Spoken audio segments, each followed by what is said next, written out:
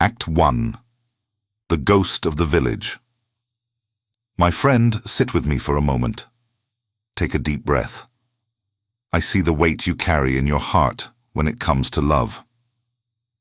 In this modern world, we have never been more tethered to one another through the glowing screens in our hands. Yet I feel a profound, echoing loneliness settling into the foundations of so many of your homes. It is a silent, almost imperceptible hum beneath the surface of our busy lives, a quiet yearning for a type of connection that often feels just out of reach, even when we are sharing a bed with someone we cherish. This isn't just about a lack of companionship. It is about a deeper, more fundamental disconnect that leaves modern partners feeling profoundly isolated, burdened by unspoken expectations, and crushed under the weight of what we are told love should be.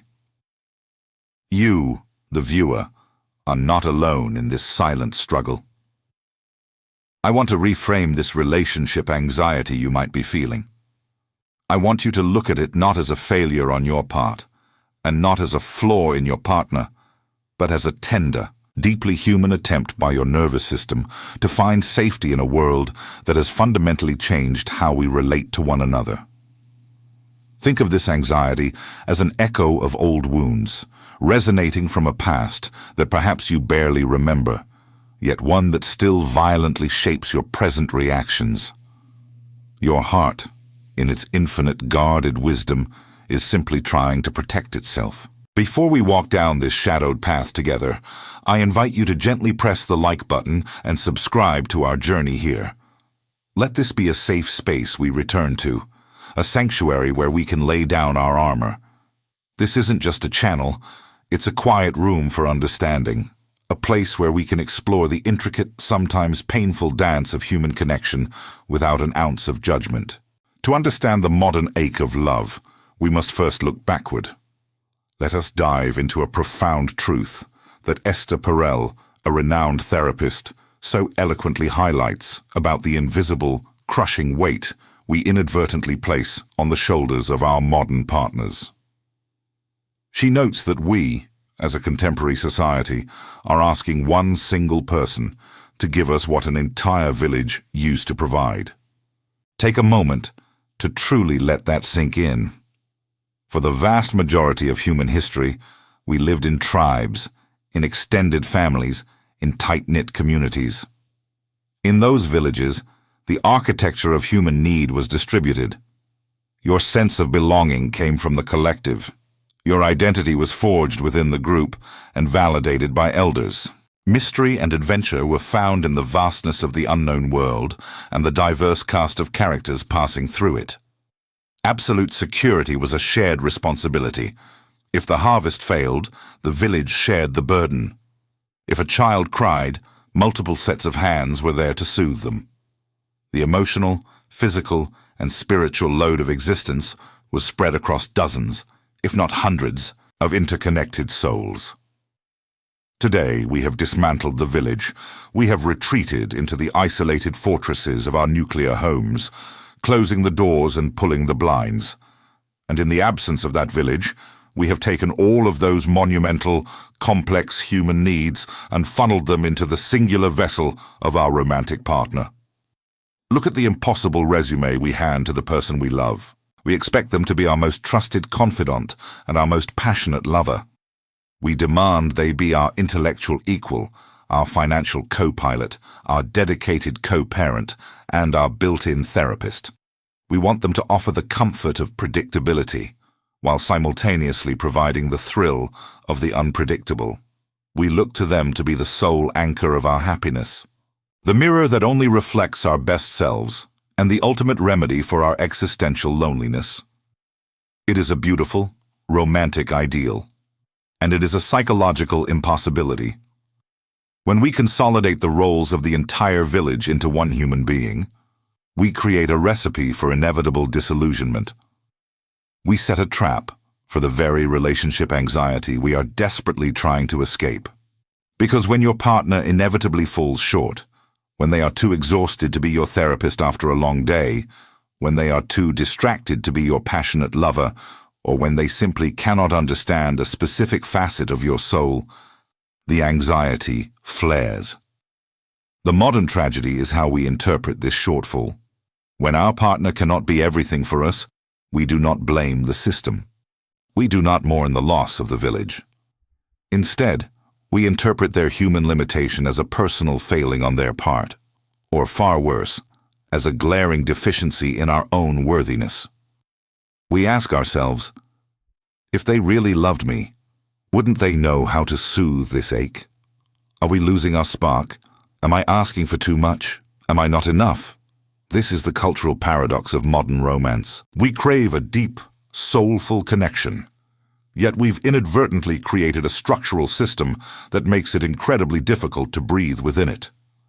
You might find yourself in this very situation right now, feeling overwhelmed by the silent demands you place on your partner, or feeling a hollow sense of inadequacy because you know deep down you cannot possibly meet all of theirs. It's a vicious cycle that leaves both parties feeling exhausted, defensive, and ultimately deeply misunderstood.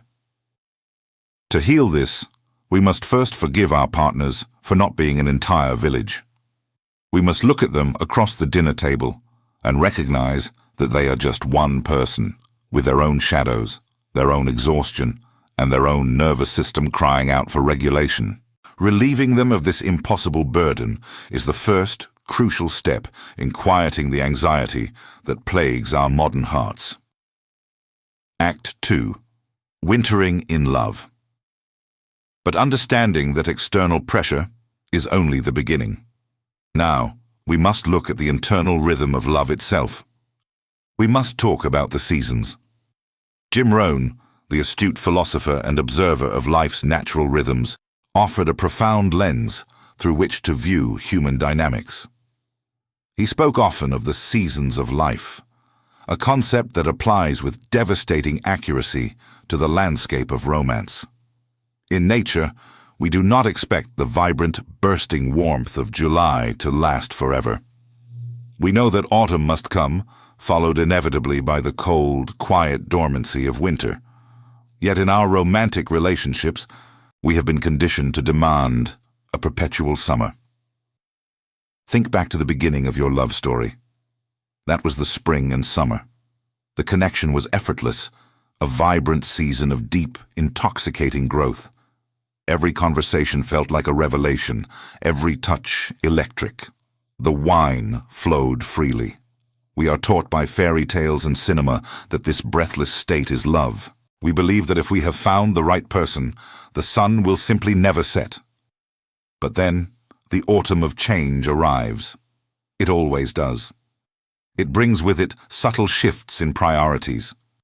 Perhaps the stress of the outside world begins to intrude.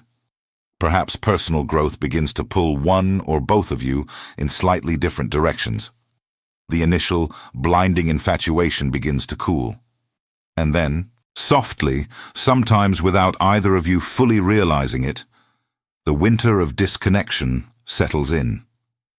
What does this winter look like?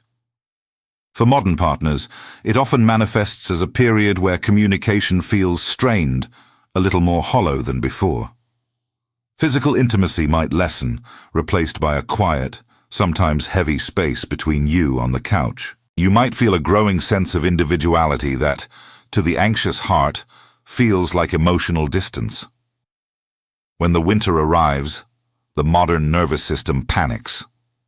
Relationship anxiety flares up with terrifying intensity.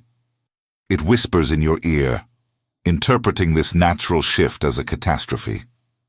It tells you that because the effortless summer has ended, the love itself is dying. It convinces you that the quietness is a sign of impending abandonment. We cling. We demand reassurance. We desperately try to drag our partner back into the warmth, trying to force a summer blossom out of a frozen branch. And in doing so, we often suffocate the very partner who is simply trying to survive their own seasonal shift. But what if we applied Rohn's wisdom here? What if we understood that winter is not a punishment, nor is it necessarily an ending? In nature, winter is not the death of the tree. It is a vital, necessary period of dormancy where the energy retreats from the visible leaves and goes deep underground. Winter is when the roots grow strongest. It requires a steadfast, deeply grounded personal philosophy to not panic when the winter of disconnection arrives. When your partner seems distant, when the texts are shorter, when the silence feels loud, Rohn advises us not to curse the winter. Instead, he tells us to use that time to cultivate your own soil. What does it truly mean to cultivate your own soil in the winter of a relationship? It means doing the hardest thing imaginable for an anxious heart.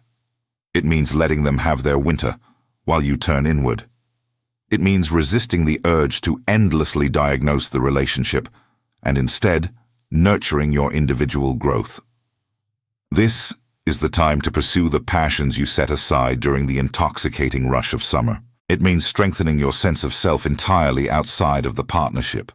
It means reading the books that expand your mind, engaging in the hobbies that ground your spirit, and learning to sit in solitude without equating it to loneliness. This period of perceived distance is a profound opportunity. It is a chance for self-care, for reconnecting with your own core values. When you stop obsessively monitoring your partner's emotional temperature and start tending to your own garden, a quiet miracle happens. Your nervous system begins to regulate. You realize that you are safe, even when the relationship is quiet.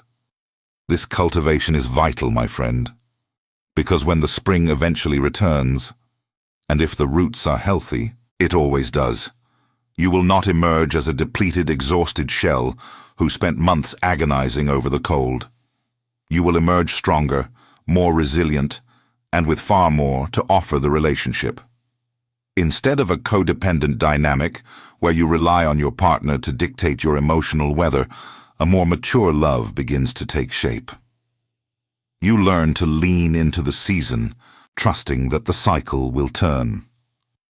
This perspective transforms a period of potential fear into an opportunity for profound individual flourishing. It allows for a love that respects the profound autonomy of each individual, cherishing the connection without demanding it be loud every single day. Act 3. The shadow in the mirror. This brings us to the brilliant, often daunting insights of the Swiss psychiatrist Carl Jung. We are going to look into the mirror, and what we find there might be challenging, but it is the key to true liberation. He introduced us to a concept that completely changes the way we understand our romantic conflicts: the shadow. We often think of a shadow as something dark or sinister, but in Jungian psychology, the shadow simply represents the unlit portions of our own psyche. It contains the parts of ourselves that we disowned, denied, or repressed while we were growing up. Perhaps you were taught that anger was unacceptable, so you buried your aggression. Perhaps you were taught that being needy was weak, so you buried your desire for comfort. These traits don't vanish. They are exiled to the basement of your subconscious. But what we resist persists, and the shadow, desperate to be seen, finds a way out. It almost always does this through the mechanism of projection. In the intimate crucible of a long-term relationship, your romantic partner becomes the ultimate mirror. Because they stand so close to you, they reflect back the very fragments of your shadow that you have spent a lifetime trying to hide. The things that spark your most intense, disproportionate anger or disappointment in your partner are very rarely just about them. They are a flashing siren pointing directly to an unintegrated part of you. Let us explore a very real, very common dynamic. Imagine you are a person who feels things with profound intensity. You have a natural tendency for deep thoughts. You crave philosophical conversations, exploring the why of the universe and the complex depths of the human soul. Now, imagine you are partnered with someone who processes the world very differently. Perhaps they prefer the safety of the shallows. They ground themselves in the practical, the everyday, the purely mundane. They might even actively refuse to engage in those deep, emotional conversations you so desperately crave. When your partner focuses only on the mundane, how does it make you feel? Often the deep thinker feels profoundly rejected. The relationship anxiety whispers, "They don't understand me. They are shallow. They don't care about my inner world." But Jung would ask us to pause and look in the mirror. What is the shadow saying here? Is it possible that your intense frustration with their mundane nature is actually a projection of your own fear of being ordinary? Or perhaps, by constantly seeking the philosophical depths, you have neglected your own need to be grounded in the simple, practical realities of life, and you resent them for carrying that weight. This is where the work becomes deeply personal. We also project our deepest insecurities. When a partner asks for space, or when we feel a sudden lack of their attention, a profound insecurity can awaken. The unhealed shadow, terrified of not being enough, might begin to panic. In some, this panic manifests as clinging. In others, it manifests as a wandering eye, a subconscious, desperate attempt to look at other people to manifest validation, to prove to oneself that one is still desirable and worthy of attention simply because the partner is currently quiet. We project our own lack of internal safety onto our partner's need for space. We blame them for making us feel insecure, when in reality, the insecurity was already living inside us, waiting for a trigger. Esther Perel echoes this Jungian sentiment perfectly. She urges us to radically question our internal narratives. She asks, "Notice the story you tell yourself when they pull away. When your partner is emotionally distant, what is the immediate script that plays in your mind? Is it a story of their impending betrayal? Is it a confirmation of your deep-seated belief that you are ultimately unlovable? This is the ancient fear wearing a modern mask. Your partner's current behavior might be entirely benign, a simple exhaustion from work, a need to decompress. But your internal narrative, fueled by your unintegrated shadow, distorts reality. The withdrawal becomes an attack. The present moment is suddenly drowning in the pain of the past. To heal this, we must untangle our past from our partner's present. And my friend, this requires more than just talking about it. Because these fears live so deep in the subconscious, we must bypass the conscious mind to truly rewrite the script. It requires a deep, almost hypnotic level of introspection to reprogram our internal narratives. We have to learn to sit with our insecurities, to soothe our own wandering attention, and to face the parts of ourselves we do not like, without demanding our partner fix it for us. When we integrate our shadow, when we finally accept that we are both deep and mundane, both secure and terrified, both whole and flawed, we stop blaming our partner for our internal discomfort. We reclaim our power. We can finally see our partner for the flawed, beautiful human they actually are, rather than as a distorted reflection of our own unhealed wounds. Act 4. The Architecture of Panic. To truly understand the grip of this relationship anxiety, we must step out of the realm of pure psychology and drop down into the physical body. We must talk about the architecture of your panic. This brings us to the profound work of Dr. Gabor Maté. He illuminates a truth that shifts our entire paradigm. Trauma is not simply what happens to you.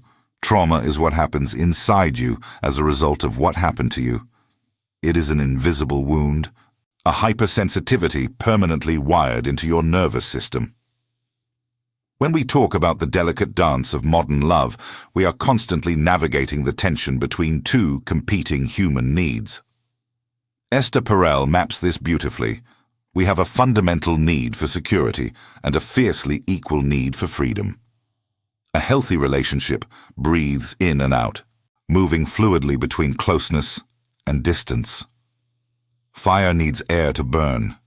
Without space, the flames of desire suffocate, turning into a dull ember or resentment. But here is where the nervous system hijacks the romance. When your partner seeks that necessary air, when they ask for space, when they pull back to pursue their own interests, or when they simply fall quiet to process their own exhaustion, what happens inside you? For a secure nervous system, this distance is a gentle breeze. But for the anxious heart, burdened by old wounds of abandonment or neglect, this distance is a hurricane. The moment your partner pulls away, your nervous system does not see a person taking a healthy breath.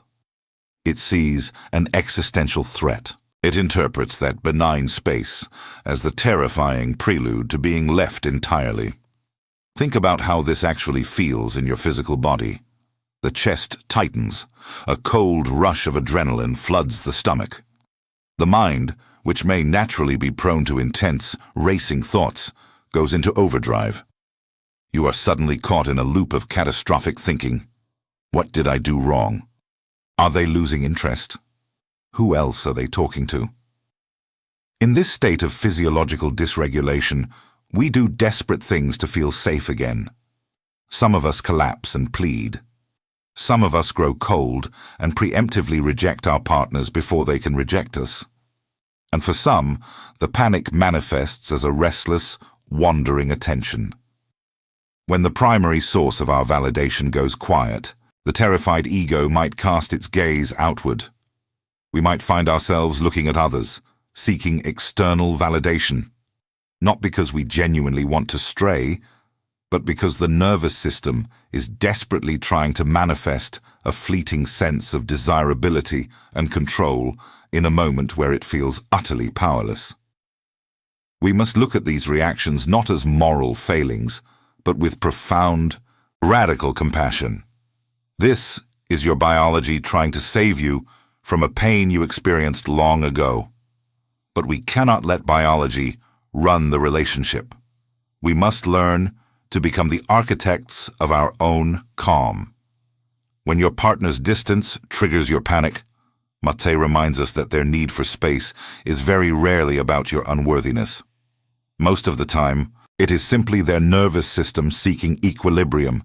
To deny them that space because you are afraid is to deny a part of their essential self. So, how do we survive the space? How do we self-soothe when the body is screaming that we are in danger?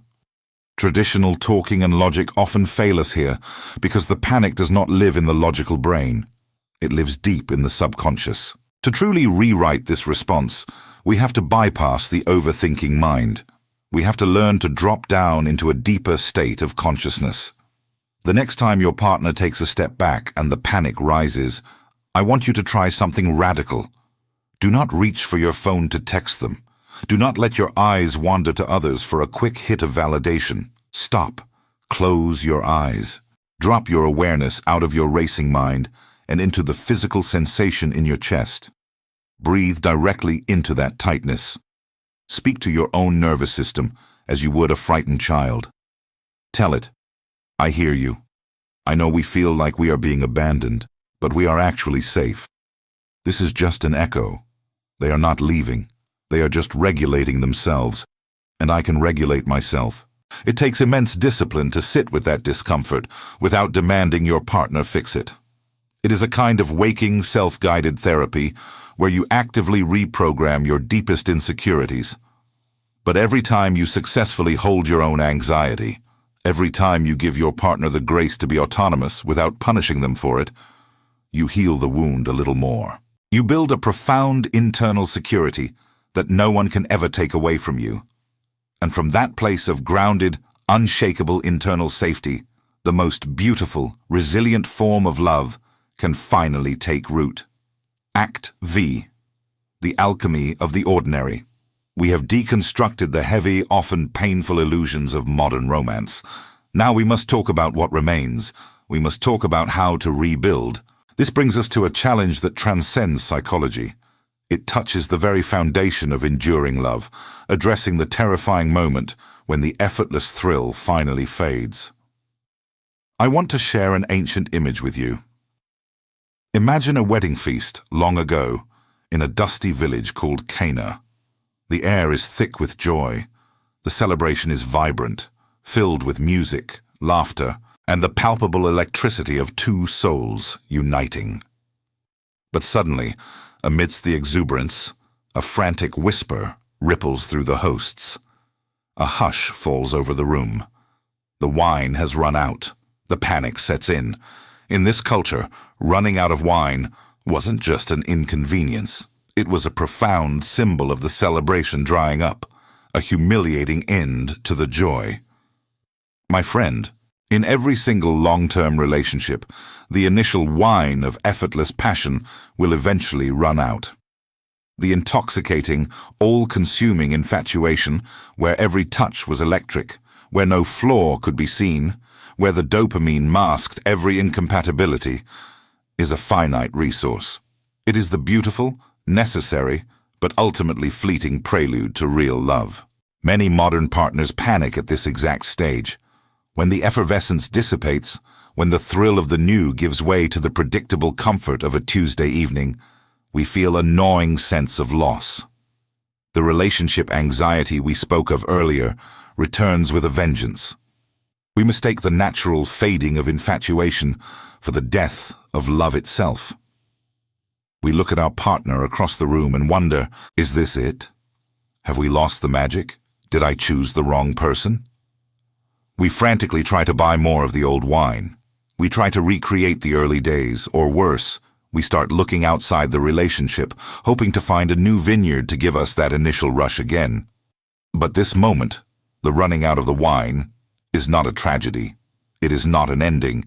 It is a sacred invitation. It is the exact moment the universe asks if you are ready to graduate from infatuation into something far more powerful. In the story of Cana, the crisis isn't solved by discovering a hidden stash of old wine. It is solved by drawing water. What is the water? The water represents the heavy, unglamorous, daily, mundane acts of commitment. It is the water of waking up and choosing to listen to your partner complain about their day when you yourself are exhausted. It is the water of holding space for their anxiety without trying to fix it. It is the water of making the coffee, of paying the bills together, of forgiving a sharp tone of voice because you know they didn't sleep well. It is the quiet, unsung effort of keeping your own shadow in check so it doesn't bleed onto them. And here is the miracle.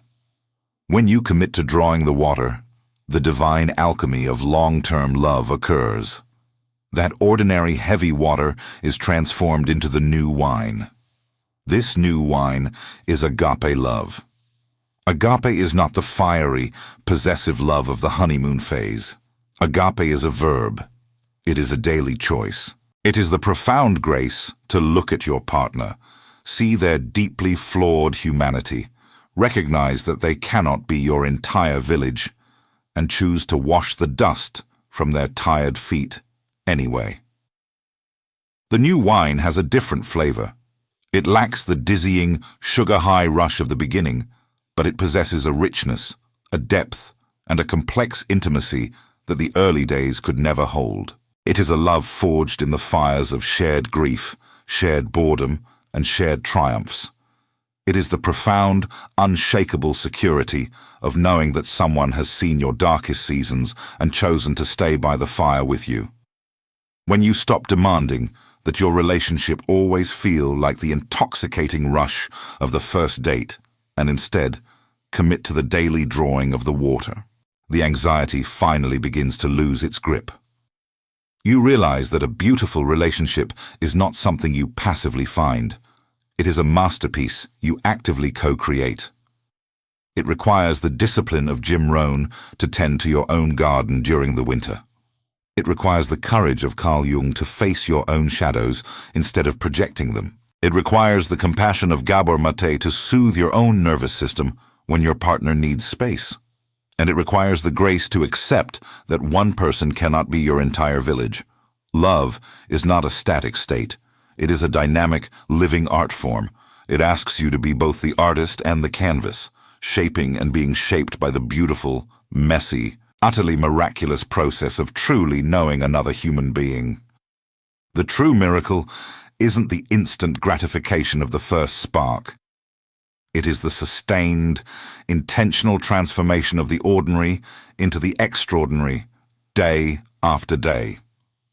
If these words brought a gentle peace to your spirit today, please subscribe and leave a like upon this video. Your engagement helps this sanctuary reach more hearts, yearning for understanding in a world that often feels disconnected. Share it with someone whose heart needs a safe harbor.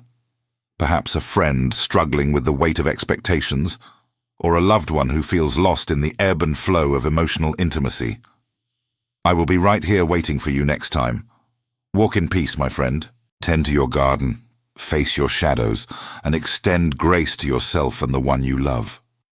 For the wine never truly runs out when we commit to drawing the water.